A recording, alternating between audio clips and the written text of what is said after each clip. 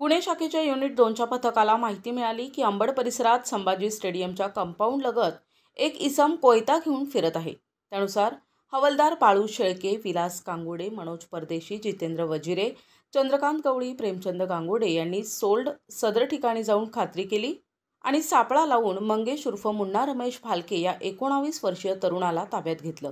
त्याच्याकडून एक धारदार कोयता जप्त करण्यात आला असून त्याच्यावर अंबड पोलीस ठाण्यात गुन्हा दाखल करण्यात आलाय। कोयत्यासारखे धारदार शस्त्र बाळगणे आणि त्यांची दहशत निर्माण करण्यासाठी वापर करणे हा फंडा गुन्हेगारीच्या पसंतीस उतरला असल्याचं गेल्या काही वर्षातील गुन्हे पाहता स्पष्ट झाले। पोलिसांनी नुसतीच कारवाई करण्यापेक्षा गुन्हेगारीचं मूळ नष्ट करण्यासाठी जनजागृतीसारखे अभियान राबविण्याची गरज आहे। त्यासाठी पोलीस अधिकाऱ्यांनी स्वतः फील्डवर उतरणं आवश्यक आहे, तेच खाकी वर्दीचं कर्तव्य ठरेल। प्रतिनिधी गुड्डू शेख, दिशा न्यूज, नाशिक।